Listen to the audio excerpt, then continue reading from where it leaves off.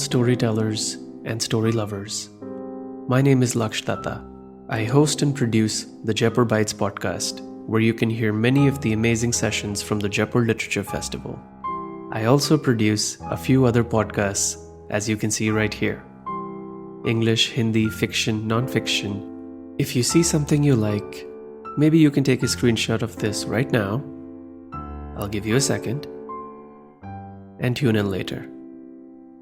Find them on your favorite podcast app. We're delighted to welcome you to the 14th Jaipur Literature Festival protected by Dettol. It's a pleasure to present today The Rise and Fall of Dinosaurs, Steve Brusatte and Lisa Randall in conversation with Pranay Lal. Academic and paleontologist Steve Brusatte's book, The Rise and Fall of the Dinosaurs, A New History of a Lost World, is a stunning narrative covering more than 200 million years. Showcasing a new and complete history of these magnificent creatures, it draws from cutting-edge science, dramatically bringing to life their lost world and enigmatic origins. Academic and writer Lisa Randall's book, Dark Matter and the Dinosaurs, the astounding interconnectedness of the universe, takes us on a journey across the universe and through the Milky Way, giving us an exceptional understanding of how dark matter may have led to the catastrophic extinction of the dinosaurs on Earth. Writer and biochemist Pranay Lal is the author of Indica, a deep natural history of the Indian subcontinent. In conversation with Lal, they dive into the diverse world of dinosaurs and their ongoing legacy. Steve Brusatte. Steve is a paleontologist who hunts and writes about dinosaurs. Brusatte has traveled around the world digging up dinosaurs and working with many international colleagues has named more than 15 new species, including the tyrannosaur Pinocchio's Rex and the raptor Zhenyuanlong. He has written several books for kids and adults, most notably the adult pop science book, The Rise and Fall of the Dinosaurs. Lisa Randall. Lisa studies theoretical particle physics and cosmology at Harvard University. Her current focus is on dark matter. Her latest book, Dark Matter and the Dinosaurs, is a sweeping overview of the evolution of the universe, the Milky Way, the solar system, and life. Randall's book include Warped Passages and Knocking on Heaven's Door and the e-book Higgs Discovery, The Power of Empty Space. Pranay Lal is a biochemist by training and works for a non-profit organization on public health. His first book is Indica, a deep natural history of the Indian subcontinent. He is currently writing a book on the natural history of viruses, which is due for release in summer 2021. Please do comment by typing it in the comment section on your screens. Ladies and gentlemen, now presenting The Rise and Fall of Dinosaurs, Steve Brusatte and Lisa Randall in conversation with Pranay Lal. Both my speakers today come from very different spheres of the sciences, but we will converge to discuss something we all love. We will discuss the rise of dinosaurs. Hello and welcome to the series on the frontiers of sciences. Jaipur Literary Festival has been doing some eclectic work on curating some of the finest talks that we have in science and literature. My two speakers come from very different fields. One is an astrophysicist based in Harvard, Professor Lisa Randall. I think she needs no introduction for anybody who studies astronomy or cosmology. She is perhaps one of the most celebrated scientists and perhaps also the popularizer of astronomy and cosmology from that discipline. Our second speaker is Steve Brusatte, as he has been introduced, is an amazingly dynamic paleontologist. He's made amazing discoveries and he's rewriting the tree of the branch of that tree in which Tyrannosaurus Rex and other large predators of the dinosaur kingdom reside. So he's somebody who's actually shaking that tree. And it's going to be a meeting of minds today, and I really don't want to take too much time because it's very rare that we get two people with such diverse interests and expertise to come and talk about something that we all love, which is dinosaurs. So I'm going to first ask Professor Lisa Randall about her book and about a very interesting aspect that she brings to the forefront of popularizing physics, astrophysics, cosmology, and all those things that are far and beyond. Her book, Dark Matter and the Dinosaurs, was released in 2015. It was a very interesting book to read. And when I got to read it just about last week. I must apologize that I did not get to read it before this, but it is something which is absolutely riveting. And what Professor Randall proposes is that a thin disk of dark matter and dark energy, which lies within a plane of Milky Way, which triggers a minor perturbation in the deep space, which eventually causes major earthly catastrophe, which perhaps decimated the dinosaurs. Now, this is an extremely original theory, and it builds upon a lot of fantastic science, which actually has not been something that we've been able to connect dots with. But this is something that I'm going to ask Professor Randall, that how is it that she, her book, which is so tantalizingly titled, it talks about deep space, dark energy, dark matter, and atoms. And what is it that, how is it that she proposes that, how on earth did she come to conceive the idea of connecting dark matter with the demise of dinosaurs? So over to you, Professor Randall. Enthrall us with your wonderful new theory. Well, so first of all, thank you very much. It's very nice to be here. And I guess I should start by saying that one of the purposes of the book was not solely to present this theory. I have to say the title and the theory are certainly a way to get people interested, and that is a proposal. But really, it kind of relates to what you were saying in the beginning, that we're from such different fields of science. And really, the purpose in my book, at least, was to sort of tie together different fields of science. We have these isolated compartments, but we live in one universe, and all of these pieces had to somehow fit together. And even in popular writing, you often find very segmented stories because people are specialists in segmented areas. And one of the things that I really enjoyed, and that hence the subtitle, was the way it showed how various features of our universe can connect. And I think especially in this time, as the climate, as the environment is changing, it's really important to keep in mind what it took to get here, what it took at a universe level, at a galaxy level, at a solar system level, and even with the evolution of life on Earth. So that was one of the reasons that I was very keen to write this book, was to sort of connect these different areas of science.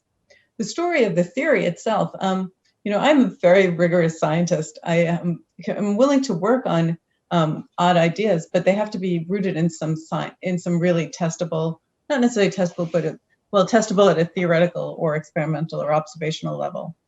And actually, I just found out that it was a classmate of Steve's, Matt Reese, along with a couple of postdocs and I, were trying to explain some odd data about photons from the center of the galaxy. And we wanted to explain it in terms of annihilation of dark matter. And basically, none of the theories we had worked. And then we had this idea that maybe dark matter, and I should just say dark matter is matter that's like the matter we know, in the sense that it clumps inside galaxies, for example. But it doesn't necessarily interact with light. It certainly interacts with light and other forces at a level much lower, so low that it's undetectable. So there's matter in the universe. We know it's there for many reasons, and I enumerate them. But we know it's there, but we don't know what it is, in the sense of, does it have additional interactions, additional charges? And we don't know exactly how it's distributed. We know some things about how it's distributed on a larger level. But at a smaller level, I don't want to say microscopic, but at a smaller level, we're not entirely sure. And so what we were wondering is if there could be a very dense region of dark matter, such that you could produce a signal that was more sizable than you might have expected. And so our idea of how this could happen is very much like why we have a Milky Way disk. So you might ask, when you look up in the beautiful night sky, when you're in a clear place and you can see the sky, you see the beautiful Milky Way galaxy, and when you look at that, you could wonder, why is there this dense region of bright stars? And the reason is because there's electromagnetic interactions, and you can radiate photons. And when you radiate photons, stuff can cool down. So it can cool down by radiating photons, and then it collapses. So instead of going around really wildly, the velocity is constrained and it gets stuck in a disk. And we thought, dark matter doesn't interact with our light. Maybe our matter doesn't interact with dark matter light. Maybe dark matter has its own light that we don't see. And if that was true, maybe that matter could collapse into a disk. So we were just looking at it from the point of view of what it would mean for dark matter. Could there be a component of dark matter that was very dense, maybe inside? It turns out it could even have a thinner disk than the Milky Way. And so we were curious about this and how you would test it, what you would look for. And so the original data that prompted us to do this went away, but it's still a very interesting idea to test whether there is a dense disk of dark matter. And I gave a talk, as the scientists do, at various places. And I was talking in Arizona, and Paul Davies said, "Oh, so you can explain how this killed the dinosaurs." And I have to say that question caught me off guard. It probably was one of the most surprising questions I've ever had, and I've had a lot of surprising questions. So originally I had no idea what he was talking about, but it turned out that there had been a theory before our work that maybe the Milky Way disk is dense enough that, so we have to take another, sorry, this is an extended explanation, but it requires knowing a little bit more about our solar system. So in our solar system, we know about the planets, we know about asteroids, but way out, there's something called the Oort cloud, and it's thousands of times farther away from the sun than the Earth. And that is believed to be the source of short period comets that come around every 200, whose period is less than 200 years. And so there's this source of these comets that's out there. And so it's wondering, so the question is, are they bound nicely, or could it be disturbed? And because it's so far away, it's possible that I should say it's a source of comets, not short period comets, but so far away that it can easily be disrupted. And if it's disrupted, it could either be kicked out of the solar system, or it could come hurtling towards the inner planets. Now, at those times, it's going to be much more likely to hit the Earth. So, and there was actually some evidence that there's actually periodic large impacts. So if you look at, you can actually go to the web and look at the Earth Impact Database, and they will tell you when things have hit the Earth. Yeah. And you will find that there's some evidence for it's marginal. And I talked to Matt Reese, Steve's old classmate, about this. And Matt is also a very rigorous scientist. And we realized that there was a scientific reason why some people thought there was periodicity and some thought there wasn't, which is that people who allowed arbitrary period would find it was statistically likely, but people who said, that if you sort of know what the period is, then the evidence could be stronger. I should say that better. If you look at data and you allow any periodicity, you're bound to find some evidence, or you're more likely. If you know a little bit more, then you can get some more statistically significant evidence. So we looked at it a little bit more carefully, statistically, based on our model. And it turns out that if you took the usual Milky Way model, it didn't work, because the Milky Way is not dense enough, and there's not enough energy stored in the Milky Way disk, not enough mass. But with a dark matter disk, you solve both those problems. You have a thin disk and you have more matter, so it could be denser.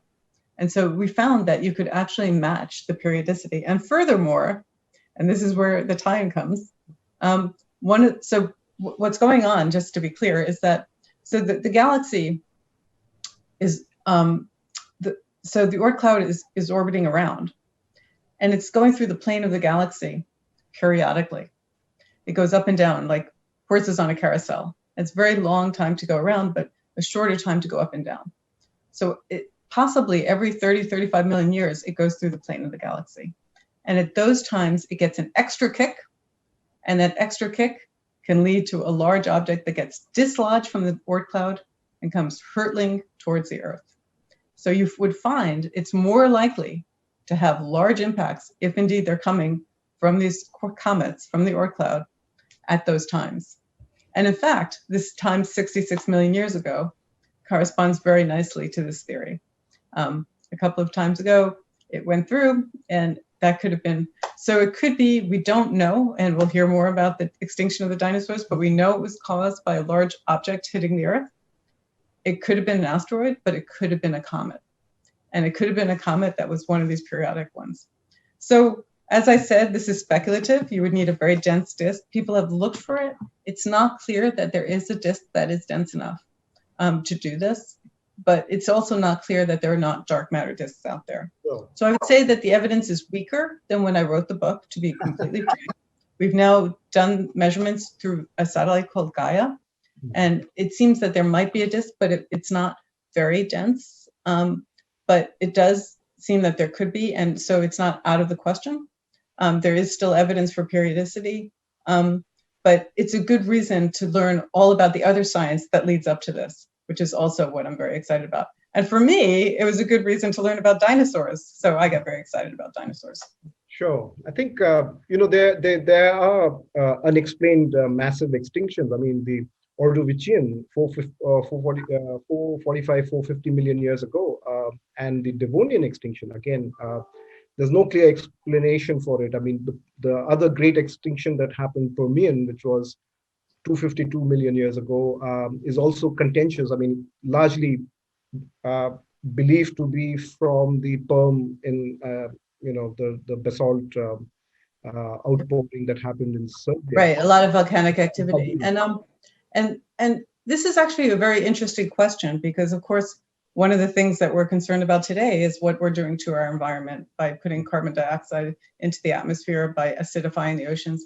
And there's strong evidence that this was correlated with some of these major extinctions. Absolutely. Of course, at a level maybe different.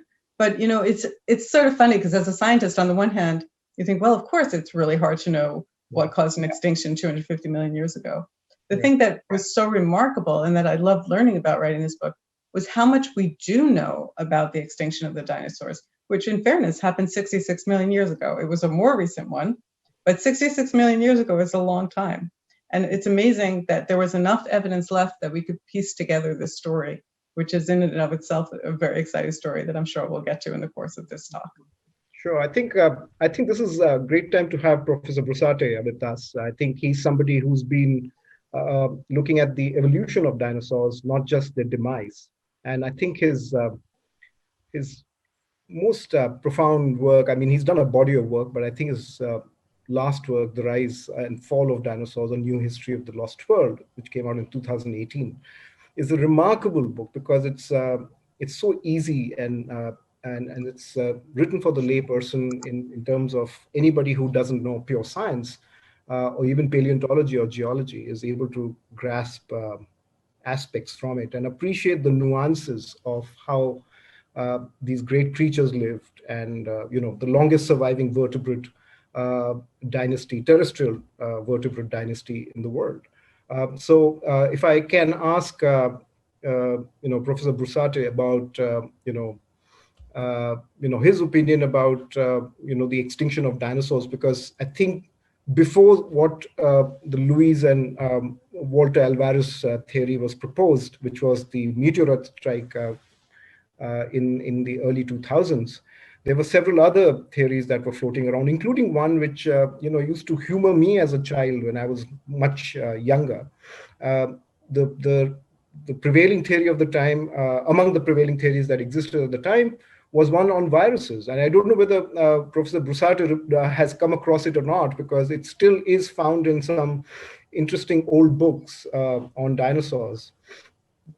So I don't know if Professor Brusatte, would you like to comment on what your understanding on the extinction is? Because I have been reading your papers on the demise of certain dinosaurs that were impacted by the Deccan lava flows that were happening prior to the meteorite strike that happened in the Bay of Mexico, in the Gulf of Mexico, which is the Chicxulub Club meteorite. So what are your thoughts, and how do you reconcile between the different theories that exist on the demise of dinosaurs? Well, I'll just first say, thank you very much for organizing this chat and for having me. It is a big honor, especially to join two other excellent writers. And as I told Lisa earlier, I haven't actually read Dark Matter and the Dinosaurs yet. It's going to be first on my pile now, but I think it has the best title of like any pop science book recently. So it's a lot of fun to have this chat and make these connections between these different disciplines. And for me, dinosaurs, are so mind-boggling, but now to think about how the entire universe may have played a role in the dinosaur story and thus in our story, and how all of these different fields of science are connected. This is just really an indulgence to have this chat. What we do know is this. We can talk all about dinosaurs if you'd like. Dinosaurs were a dynasty. They were around for well over 150 million years before they died out. And in fact, they didn't completely die out. Today's birds are dinosaurs. Birds evolved from dinosaurs. They're just a small type of dinosaur that grew wings and started to fly. I mean, they're no different really than the way a bat is a type of mammal that flies.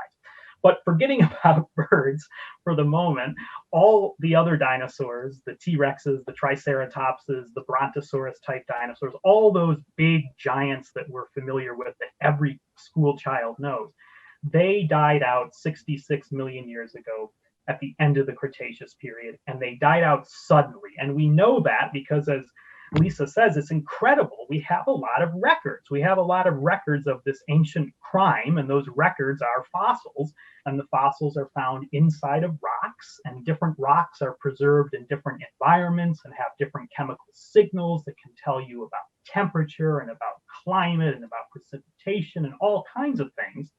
And so while we don't have the entire story, we really do have a lot of real tangible evidence. And that tells us very, very clearly that the dinosaurs died out quickly. They had been around, they had been thriving for tens, hundreds really of millions of years.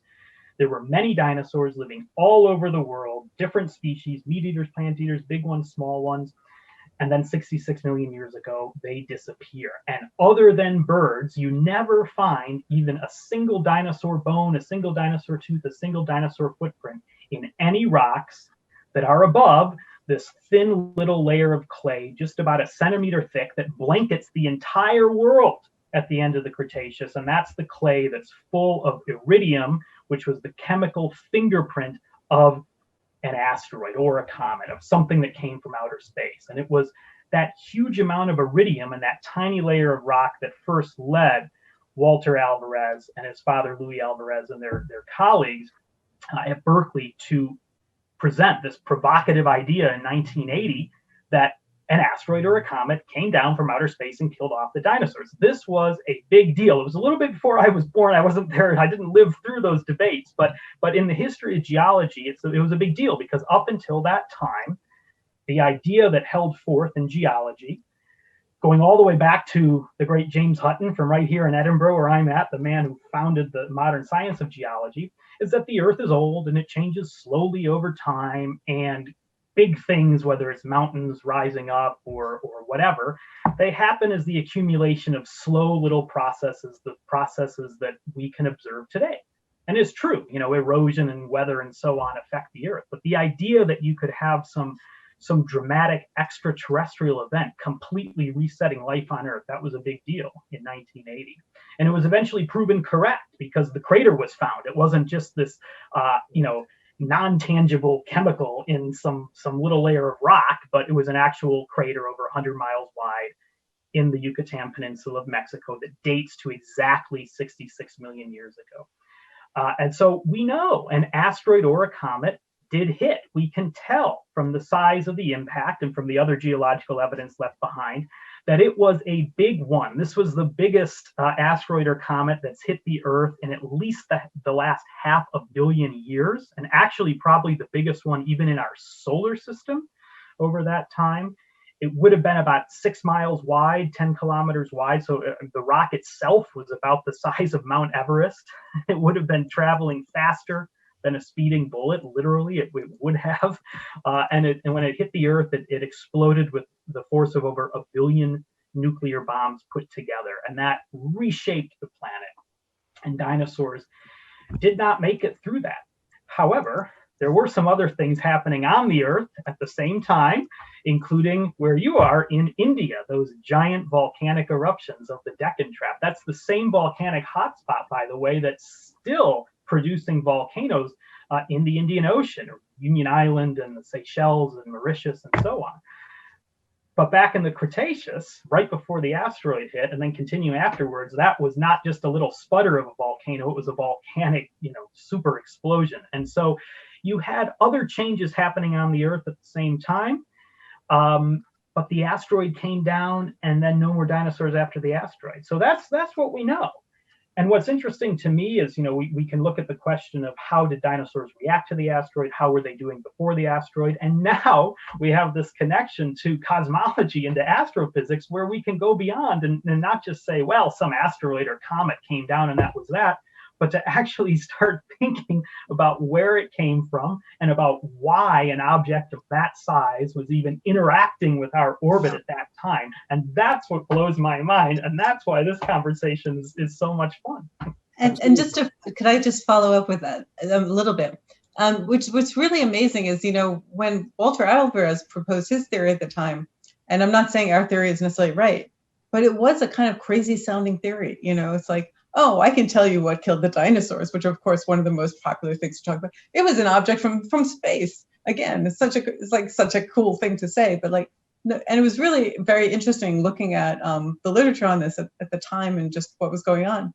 And there really were debates, and it was very interesting because it was also a time, it was 1980. It was also a time people were thinking about nuclear explosions a lot. Yeah. So coincidentally, there was a lot of evidence for what a big impact would do. So there was lots of evidence just structurally, but nonetheless, if you look at paleontologists on the whole, they weren't very keen on this idea, whereas physicists had basically no problem with it.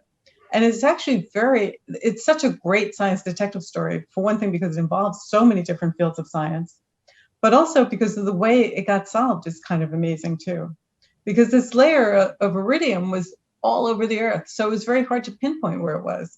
But we were incredibly lucky. And if you think about it, most impacts would fall in the ocean. So the odds are you're not going to be able to find it just right from the get-go. Sure. But in this case, it turned out it fell on a continental shelf. So there was some land evidence nearby, and there was also some tidal wave evidence, which was very, very lucky. That's right. So they could look at a river in Texas and see. So it really helped localize it. So they sort of knew where to look, but it was not in the list of existing impact craters. Sure. Meanwhile, there was a Texas oil company where the geologists had found such a thing, but mostly didn't talk about it. And the one place where they talked about it was some meeting that most people didn't attend, and there was no attention paid to it, even though it was really about the same time this theory came up.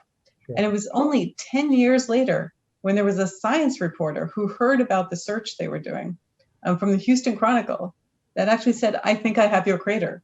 And he had been at the meeting where the scientists from the oil company had spoken. So it took over 10 years to find it. But I mean, that's an amazingly short amount of time in some sense for something. I mean, we're just so lucky that it was found. And once it was found, as Stephen said, then they could do all sorts of really detailed studies. They could look and see how things changed as you left the impact site, as a distance from the impact site. But you could also really do accurate timing, which is now known to tens of thousands of years, which is incredible for something 66 million years old. So even though even when people believed that there was an impact, they still were like, "Oh, but are you sure it's the one that killed the dinosaurs?" So because you can measure the extinction so precisely, the time so precisely, and you can measure when this impact happened so precisely, we can actually answer that question, which I just find mind-boggling. That's in and of itself amazing. Yeah, absolutely. I think there's one factoid that I know of is this. I don't think, Professor Randall, you would know this. I would be very surprised about Professor Brusatte. That when he was in high school, he picked up the phone and called up Luis Alvarez and spoke to him. I know this because he said it in his book. And I unlike him, actually read his book. Yeah, Walter. Okay. Louis was dead by that point, sadly. Sorry, it was Walter. Yeah, sorry. And he's a great man, by the way, Walter Alvarez, and I'm still in touch with him quite a bit. He's actually just released, or at least he's put together an album. He's playing the fiddle now. He's really good. He's written a bunch of songs on his fiddle about Earth history. It's incredible. That's hilarious. So actually, I have to say, when I wrote my book, I also got in touch with him. I read his book and got in, and he was really quite lovely. And I also read his book and checked some of the science in it too. His book, T-Rex and the Crater. The original book is great. It really is a good book, a first-person account of the debates about the extinction and the asteroid. He's very good about it. He sort of gives both sides of the story and explains how things happen. Of course, it's his perspective, but his perspective did, in fairness, turn out to be right in the end. So but it's a great book. Yeah. No, it's true. I mean, it sounds like he was really lovely to you. I mean, that was really lovely. It was nuts when you think about it. I mean, in some ways, I was, not a very adventurous teenager. I was, very shy and stuff in high school and all that. But it's some strange way, I don't know what it was, some kind of superpower thing happened when I got interested in dinosaurs and fossils. I just took on another persona. I started calling up National Academy members and I don't know, got into me. I wouldn't do that now anymore. I'd be far too scared. But I mean, the cool thing about doing dinosaurs as opposed to some of the stuff, I mean, is that actually kids do know a lot. They actually can speak rather intelligently about it, as opposed to I mean, occasionally you can find a kid that can really speak about black holes, but usually it's just kind of a gee whiz thing. But with dinosaurs, they know way more than I do. They do, and and they trip me up too. And my wife's a school teacher, and sometimes, at least pre-COVID days, I'd go into her classes, and I mean, I would meet kids. It would happen, maybe not every time, but every couple of times, that would ask me about some dinosaur. I never heard of it. I mean, there's thousands of dinosaurs. I don't know each one. I mean, not to memory. So it's incredible. And I actually, Lisa, I was going to ask you, after you wrote your book, your most recent book, with dinosaur in the title, do you get people approaching you thinking that you're a paleontologist and asking you what your favorite dinosaur is and what if T-Rex was a scavenger and if Brontosaurus had feathers and that kind of stuff? Mostly they don't ask such detailed questions. I will sometimes be assumed to know more about dinosaurs than I necessarily do. But I do know more about dinosaurs than I used to.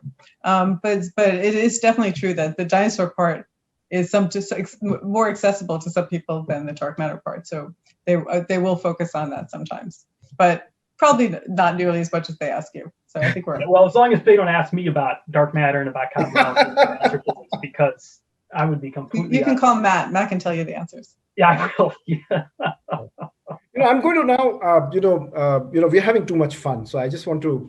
One of the things that we need to talk about is literature and how both of you. What is your writing process? So I think in one of the interviews that Professor Randall gave, I think she spoke about it reminded me of what David McClue had said about writing, and I think I'm just trying to paraphrase both Professor Randall and what McClue had said, because it reminded me of what she said was that writing is a bit like thinking, and to write well is to think clearly, and that's why it is so hard. And I think what I'm very I don't write too many papers, but I know both of you write very high impact papers in very reputed journals. So how is the process of writing something like popular nonfiction different in terms of inquiry and discovery and writing than say a normal journal paper? And how do you dissociate yourself, because it's such a difficult process? So do you park your technical writing when you are writing nonfiction, or is it happening in parallel? So Professor Randall first, you, and then possibly then Professor Brusatte could answer this. So I first want to say that I actually said this to Steve earlier, that I really was impressed by the writing in this book. It flowed really nicely. It was really, and also I want to say to you, I really appreciate your asking about the writing, because sometimes when you write science books, I mean, I'm sure we both spent a lot of time thinking about the actual writing, not just the science, but the writing. But when you write a science book, the headline is always about what the science is. And there's no distinction made between people who really paid attention to how they write it. I mean, for me, I learned a lot about writing from giving books to friends and seeing, that they really do follow a logical line, but you have to have that logical line there. But the thing with writing, though, for popular audience is it also has to have some sort of storyline and some sort of entertainment factor to it. And I don't mean this in a dismissive way. I mean something that makes you want to know what happens next. This is not your field of research. And so you want to know, like, why should I keep reading this book? So you want to know, what is the puzzle you're trying to solve? What you want to be able to think a little bit like a scientist and understand that. So of course, as compared to technical writing, you can take a lot more for granted when you're writing technical papers. But I have to say, since I've written books, I do have different standards even for my technical papers. I do try to make them more clear, and it makes it much harder to have collaborators because I'm much more critical of how things are written. On the other hand, and you just learn some very basic things, like you tend to, as a scientist, you tend to be like have a passive voice much less than an active voice. Passive voice is terrible in popular writing. You really want to be active and say, you're doing this, not just it got done. You want some sense of things happening. But you also do want to be able to, if you have an analogy, you really have to be able to follow it through. And one of the things for me was, in fairness, I think the science I'm describing is sometimes harder to describe than what Stephen is describing, which is stuff people know about already. So finding the right analogies that can get people into the mindset where they can understand at least the logic behind what's happening, even if you're not getting the mathematics, to know what is the question we're trying to solve. And for me, one of the at least more challenging, but also one of the more fun things was thinking, like, what could the analogies be? Because it was also an opportunity to talk a little bit outside my domain and make political commentary or social commentary at the same time by trying to make analogies. But so the process is, so it's definitely different in the sense that I will get diverted by things like that. But what they do have in common, though, is that you really do want to have some overarching story arc, some storyline that you want to get to. And I don't mean that science is a story, but I mean that you do want to get it so that you understand where you started and how you ended up. And one of the things one of the real challenges is that the world is really complicated. You have stories coming in at you from all directions. And how do you parse that into something that you can read from cover to cover? Especially in this era where you could just look certain pieces up in Wikipedia. Why would you read a book? And you read a book because you want to put that whole story together. And that's your job as a writer, is to put that all together. So it is actually very different than technical writing, but it is also very technical in the sense that underlying what might seem like some free-flowing prose are some really sharp logical connections that you have to have that through line. You have to have that there. And it's definitely a challenge, but it could be rewarding. I have to say, it was like, I went back and read my chapter on the dinosaurs. I was like, wow, that wasn't badly written. I was very happy. I was afraid after reading his book, I'd be like, oh my God, how did I write that? But you realize I really did pay a lot of attention, but also a lot of attention to why is it somewhere in popular culture, people should care about this. So, what were people thinking about him? And of course here, I mean, you describe me as an astrophysicist, but really I'm a particle physicist. I have to say writing particle physics is even more challenging because that's so abstract. And so for me, this was a relatively more accessible thing to connect it to life on Earth, of course, that even more accessible. So it was fun to try to see, like, what is it that people are thinking about? Why would they care about this story? And the really rewarding thing that I think Steve found out too is that people do care. They really do want to understand where things came from and why they're the way they are. And if we can explain it to them in a way they can understand and even enjoy reading, that's all for the better. Professor Brusatte? Yeah, it's an interesting question to think about, because I don't honestly think a whole lot about my style or my process. I just kind of do it and let instinct take over. I mean, I'm very fortunate in that when I was in high school and I was doing crazy things like calling up Walter Alvarez, I was also reading a lot of science books, and I read voraciously.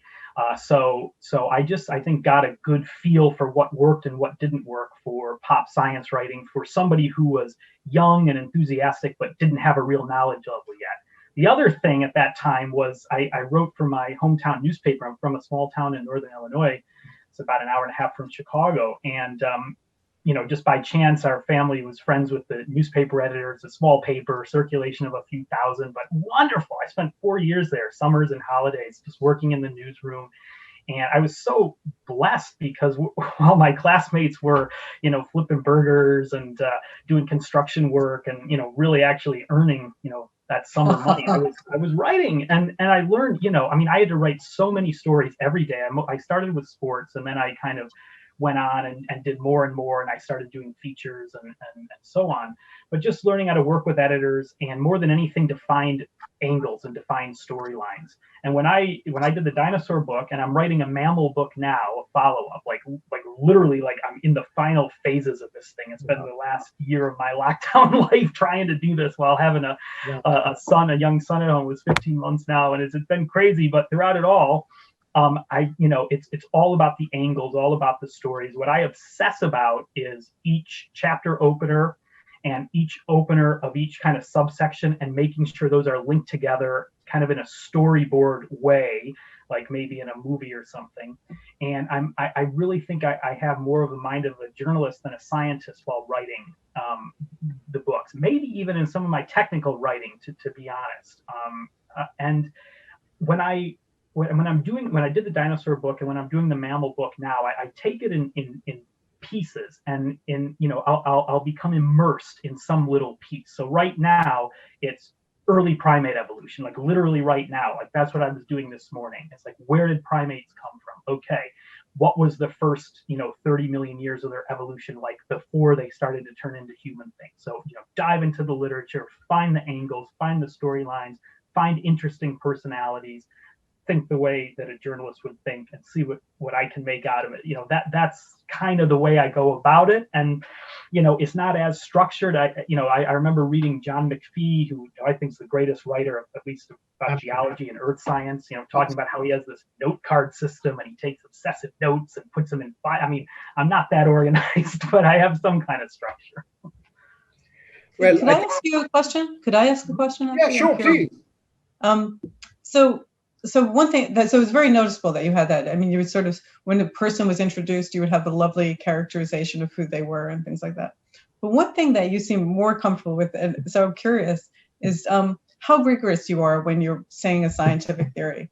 Because some of these ideas are speculation, and some of them are things we really know, and some of them are things we kind of believe, but we don't. And so, especially since, frankly, some of the theories I'm presenting are kind of out there, and some of them are not. So I'm very careful to be very rigorous in saying we know this, we don't. And it does detract a little bit from the smoothly flowing prose, but on the other hand, it's very fair. And I'm actually curious, in your field, are people when people describe what they think a bone is, or what they think the evolution is, are they very, very rigorous in saying we know this much, we don't know that much, we believe it at this confidence level? Or is it something that people just presented and it's understood that this is their opinion and it's not necessarily going to be on the most rigorous footing?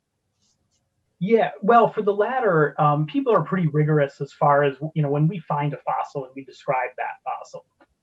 We're pretty rigorous in laying out what features that fossil has, which when it comes to a dinosaur, we're talking about bones, essentially. We're talking about anatomy, really what most of us are anatomists when it comes down to it.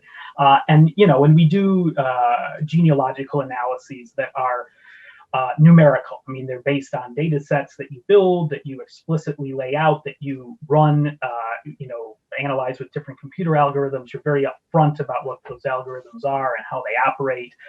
And then, of course, we do a lot of statistical work as well, and the field's becoming more and more statistical. So you do see levels of confidence and stuff when you're talking about looking at, say, trends in evolution over time. Were dinosaurs in decline before the extinction? Well, when you say a new species was discovered, how rigorously do you know that, for example? Well, if we find something that, and we look at the bones that we have, and we see that it has features that no other dinosaurs have, maybe it has 5 horns on its head, or maybe it has an extra bone in the neck or something.